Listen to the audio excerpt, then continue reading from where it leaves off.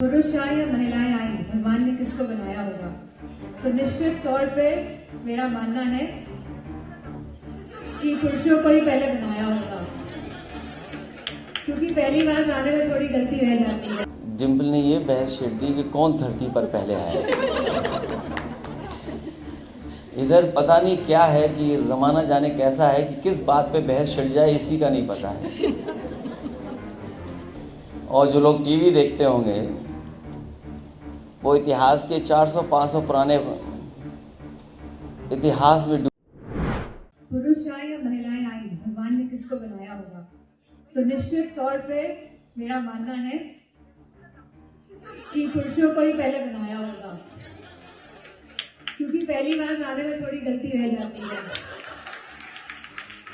लेकिन दूसरी बार भगवान ने महिलाएं बनाई हैं और जो कैपेबिलिटी महिलाओं को दी है और जिस तरह से वो अपने पहली बात तो परिवार में जन्म लेती हैं और फिर वो दूसरे परिवार में जाके पूरे परिवार को संभालती हैं, और अगर वो प्रोफेशन में आ जाए तो परिवार को संभालने के साथ वो अपने सपनों को भी पूरा करती हैं कहीं ना कहीं। और जहाँ आज इक्वालिटी की बात होनी चाहिए, जो हम कहते हैं कि समाज में स्टैंडर्ड इक्वालिटी है, लेकिन सही मायनों में इक्वालिटी नहीं है, क्योंकि जहाँ पुरुषों के सपनों को ज्यादा तवज्जो दिया जाता है, वहाँ पुरुष भी अपने सपनों के आगे महिलाओं के सपनों को इतना मान नहीं देते हैं, चाहे वो परिवार की महिलाएं क्यों ना हो। कहीं ना कहीं they are waiting in the line, है कि नहीं बात सही? एंड दे आर ऑलवेज, जो महिलाएं होती हैं, जो आउटस्पोकन होती हैं, जो अपनी बात को बहुत अच्छी तरह से रखना चाहती हैं, प्रखर होकर अपने एक्सप्रेशंस को जाहिर करती हैं, तो कहीं ना कहीं उन पर प्रश्न चिन्ह उठाता है ये समाज, कहीं ना कोई क्वेश्चनेबल होता है। और वहीं अगर मेल या पुरुष अच्छा काम करते हैं तो उनको पूरी बैकिंग, पूरा सपोर्ट मिलता है और उनको कहा जाता है कि कितना अच्छा काम कर रहे हैं। तो महिलाओं के प्रति शुरू से ही समाज बहुत ही जजमेंटल रहा है, लेकिन जिस तरह इन सब के बावजूद आप सब ने अपनी मेहनत करके अपने परिवार को देखते हुए आज आप सब यहाँ पे उपस्थित हैं, आपने अपने अपने प्रोफेशन में जो मुकाम हासिल किया है, मैं तहे दिल से आप सबको बहुत बहुत कॉन्ग्रेचुलेट करना चाहती हूँ, बधाई देना चाहती हूँ आपके इस कार्य के लिए। और कहीं ना कहीं जब महिलाएं आगे बढ़ती हैं तो समाज आगे बढ़ता है, और मुझे पूरा विश्वास है कि आप सब लोग और महिलाओं को भी सपोर्ट करना चाहिए कहीं ना कहीं, तभी महिलाएं और आगे बढ़ेंगी। तो मेरा पूरा भरोसा है कि आप आगे भी बहुत अच्छा काम करेंगे, और जहां समाज हमारा तभी बढ़ पाएगा जब महिलाएं बढ़ पाएंगी। इन्हीं शब्दों के लिए मैं पूरी जो संगठन ऑर्गेनाइजेशन है जिसने आज ये प्रोग्राम रखा है, और जितनी भी उपस्थित महिलाएं हैं, आप सबको बहुत बहुत कॉन्ग्रेचुलेट करना चाहूँगी, धन्यवाद देना चाहूँगी। डिम्पल ने ये बहस छेड़ दी कि कौन धरती पर पहले आया। इधर पता नहीं क्या है कि ये ज़माना जाने कैसा है कि किस बात पे बहस छिड़ जाए इसी का नहीं पता है।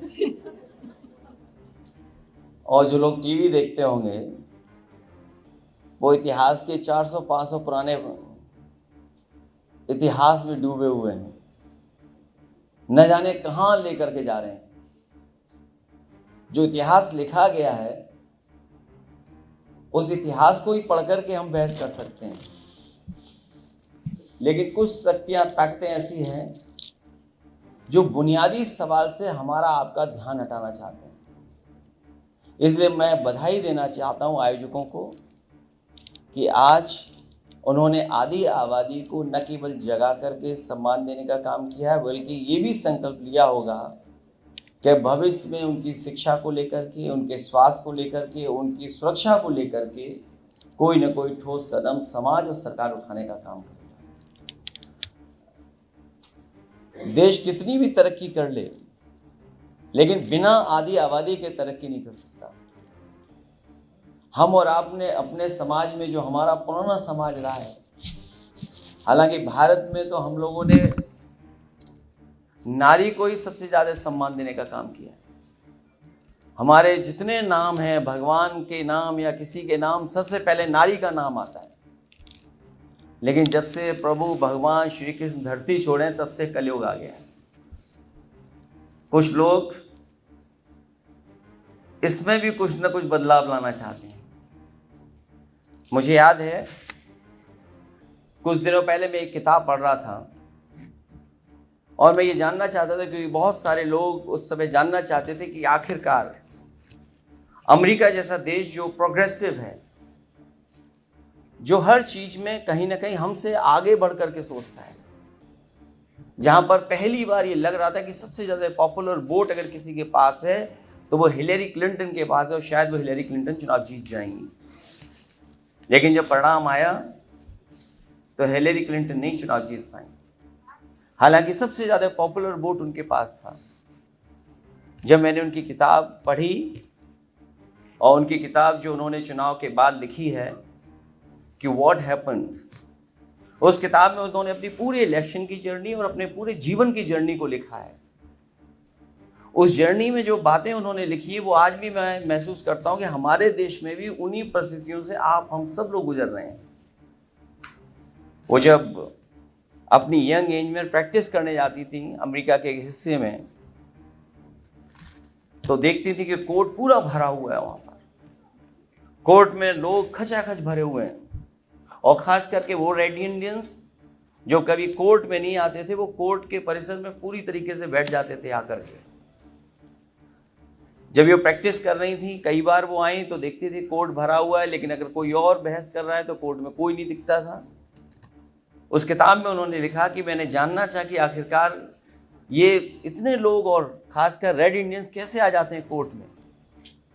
तो उन्होंने अपनी किताब में लिखा है कि रेड इंडियंस वो इसलिए आते थे, वो देखना चाहते थे कि महिला कैसे बहस कर रही है, कैसे अपना केस को लड़ने का काम कर रही है। सोचिए, अमेरिका की कुछ वर्षों पहले ये स्थिति थी। तो जब अमेरिका जैसे देश में बदलाव आया है, हमारी बहुत सारी बहनों को पता होगा, एक समय ऐसा भी था कि वोट का अधिकार नहीं था। हम और आप लोग वोट नहीं डाल सकते थे, महिलाएं वोट नहीं डाल सकती थी। शिक्षा के अधिकार को भी पाबंदी थी।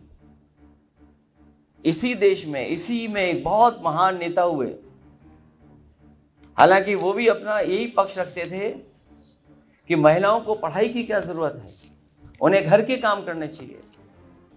लेकिन मुझे खुशी है, आज़ादी के बाद जो बदलाव आया है, और हम लोग कभी भी सावित्रीबाई फुले का योगदान और फातिमा शेख का योगदान नहीं भूल सकते, जिनकी वजह से जो पहली शिक्षिका और स्कूल को पढ़ा करके काम किया।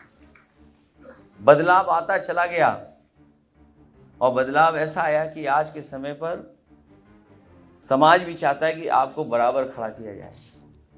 और इधर मैं देख रहा हूँ कि आधी आबादी बहुत आगे बढ़ रही है, और बढ़ाने के लिए भी हम लोग संकल्प लेते हैं कि किसी भी क्षेत्र में अगर उन्हें मौका दिया जाएगा, मौका मिलेगा, तो हम लोग समाजवादी लोग उनके साथ खड़े दिखाई देंगे। कहीं ना कोई क्वेश्चनेबल होता है, और वही अगर मेल या पुरुष अच्छा काम करते हैं तो उसको पूरी बैकिंग, पूरा सपोर्ट मिलता है, और उनको कहा जाता है कि कितना अच्छा काम कर रहे हैं।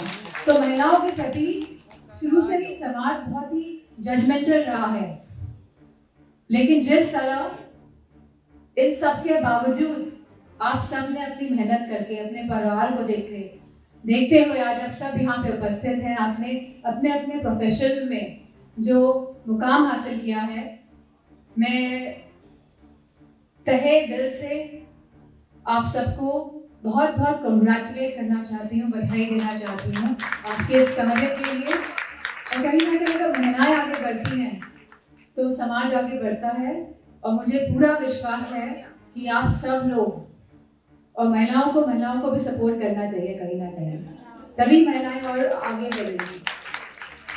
तो मेरा पूरा भरोसा है कि आप आगे भी बहुत अच्छा काम करेंगे, और जहां समाज हमारा तभी बढ़ पाएगा जब महिलाएं बढ़ पाएंगी। इन्हीं शब्दों के लिए मैं पूरी जो संगठन ऑर्गेनाइजेशन है जिसने आज ये प्रोग्राम रखा है, और जितनी भी उपस्थित महिलाएं हैं, आप सबको बहुत बहुत कंग्रेचुलेट करना चाहूँगी, धन्यवाद देना चाहूँगी।